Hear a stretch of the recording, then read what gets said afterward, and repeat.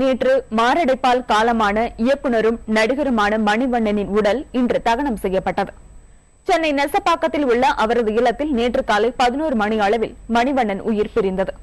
தேமுதிக தலைவர் விஜயகாந்த், தமிழர் தேசிய இயக்க தலைவர் பழ நெடுமாறன், திமுக பொருளாளர் மு.க. ஸ்டாலின், தென்னிந்திய நடிகர் சங்க தலைவர் சரத்குமார், ராதிகா சரத்குமார் உள்ளிட்ட ஏராளமானோர் இன்று மணிவண்ணன் உடலுக்கு அஞ்சலி செலுத்தினர். பிற்பகல் 3 மணி அளவில் அவரது உடலுக்கு இறுதிச் சடங்கு நடத்தப்பட்டது. நெசப்பாக்கம் KK நகரில் இருந்து ஊர்வலமாக கொண்டு செல்லப்பட்ட மணிவண்ணனின் உடல் போரூர் காராம்பாக்கத்தில் உள்ள மின்தகன மையத்தில் தகனம் செய்யப்பட்டது. கிட்டத்தட்ட 50 படம் டைரக்ட் பண்ணியிருக்காரு. இனிமே வர படங்கள்ல வெரைட்டி டைரக்டர்கள் வரலாம். 50 படம் வெரைட்டி கொடுக்கறதுக்கு சான்சஸே கிடையாது.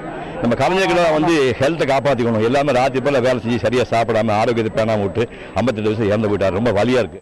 இயக்குனர் மணிவண்ணன் அவர்களுடைய இழப்பு ஒட்டுமொத்தமாக தமிழினத்துக்கு ஈடு செய்ய முடியாத இழப்பு என்பதில் எந்த ஐயமும் இல்லை. குறிப்பாக தமிழீழ மக்களுக்கு அவருடைய இழப்பு பேரிழப்பு என்று நான் கருதுகிறேன்.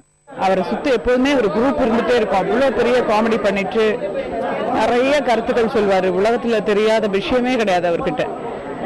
எக்ஸலண்ட் ஒரு ஹியூமன், எக்ஸலண்ட் டேலண்ட்.